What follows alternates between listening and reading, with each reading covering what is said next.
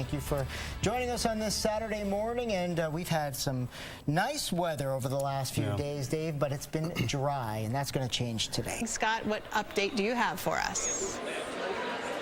An update is I'm really hungry because what these guys have going on over here is something else. Are you surprised that the Back to the Future movies are so timeless? And good morning, it's 7:30. Here are your headlines for Saturday, June 16th. Fatal crash. 43-year-old Timothy LaCassa of Milan, New Hampshire was killed after the car he was a passenger in collided with a tractor trailer. I have to pick the best one that will go to how do you end a toast at a wedding? Exactly. And I'm going to go with a Barack Obama tweet from August 19th of 2016 that says, another record broken. Such a variety of stories this morning, Jane, including one of my favorite actors, Paul Rudd. Well, you're right about that, Scott. How you doing? Go ahead and lift it up and Let's see.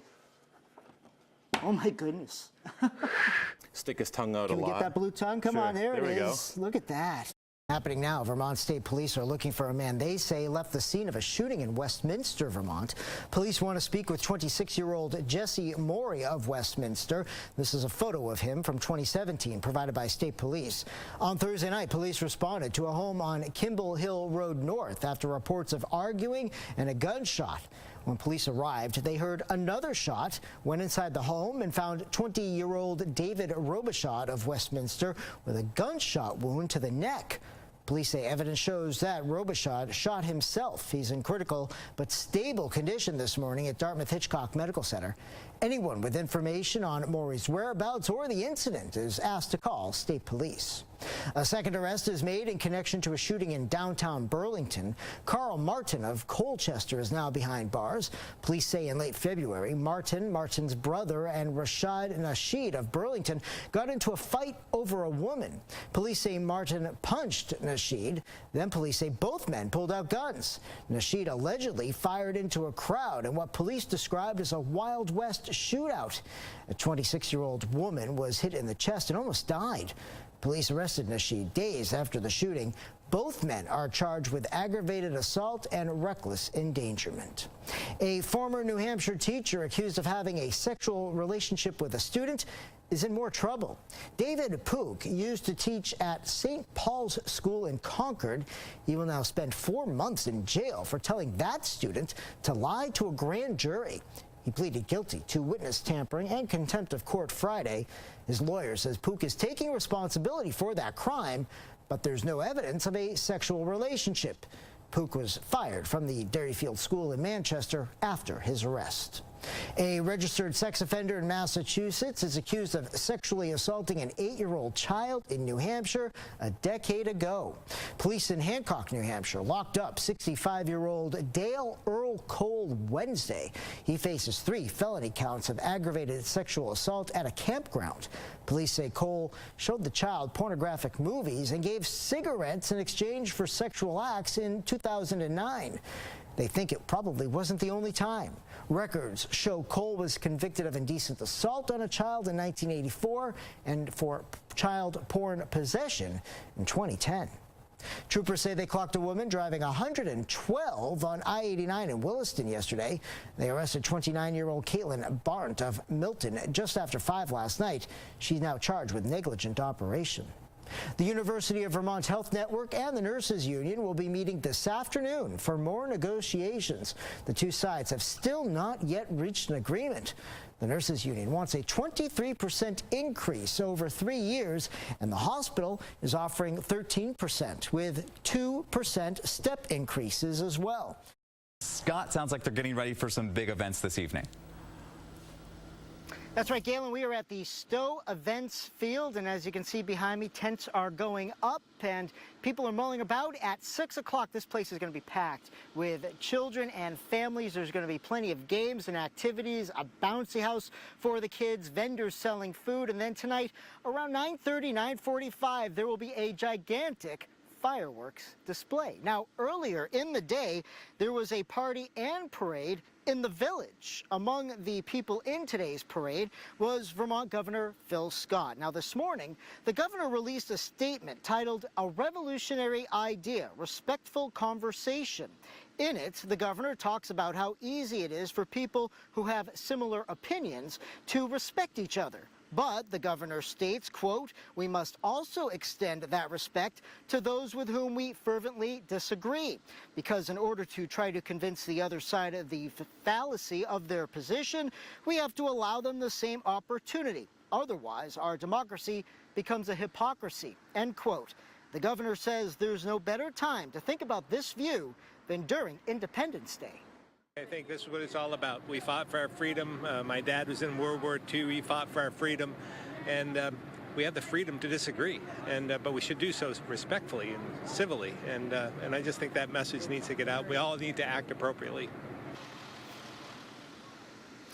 And we will have the governor's full statement on our website, WCAX.com. Of course, the governor received and continues to receive harsh criticism from those who disagree with him, signing gun reform bills back in April. And coming up tonight at 6 o'clock, we'll be back here at Stowe. Hopefully things will be going on behind me here at the festival, but we will also take you back to the sights and sounds of the events from earlier in the village, pie eating contests, and yes, the shortest marathon ever.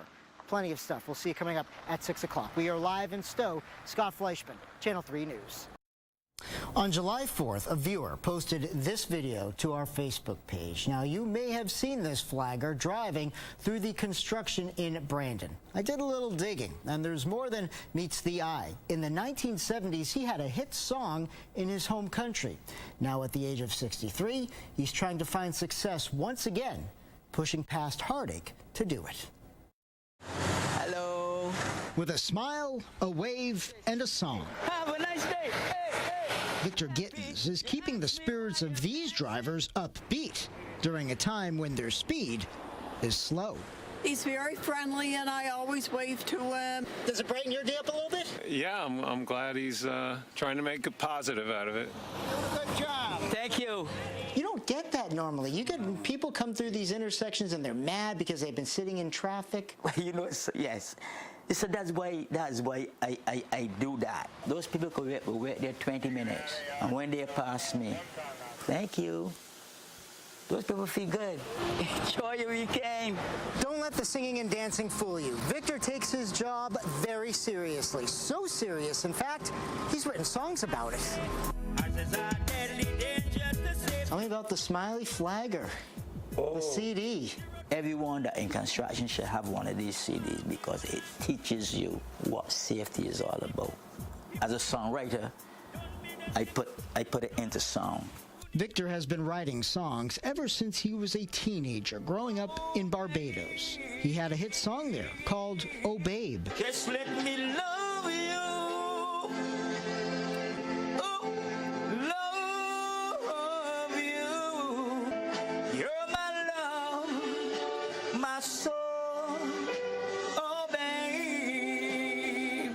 What was life like in Barbados for you growing up? Life was rough. Life was tough. Knowing that you're one child, your father abandoned you, your mother was poor. You did not have the finance to do what you want to do. If you're feeling down, Victor performed on cruise ships. He met his future wife on one of those cruises. The two moved back to her home in Vermont 18 years ago, but things took a turn. When they separated, Victor moved into a friend's home in Salisbury. when you go through hardship, right, it calls you to think more. Through my victories and through my defeats, I need you. The separation, coupled with the loss of his mother several years ago, has caused Victor some internal gridlock. Which is ironic, considering Victor controls traffic for a living. I try to keep it down inside and don't let it, affect me and my work. All I got to do is say, oh, babe. The one thing stronger than Victor's vocal cords is his faith. He continues to pray that one day he'll catch his big break. Anything I want, I ask for. I ask for this situation. It didn't come the same time, but it can because I asked for it. Love me, baby. And I know I got the talent, I got the music, I got the song, I got the voice to reach where I want to go. These cars waiting in line have a place to go, and Victor is helping to guide them there.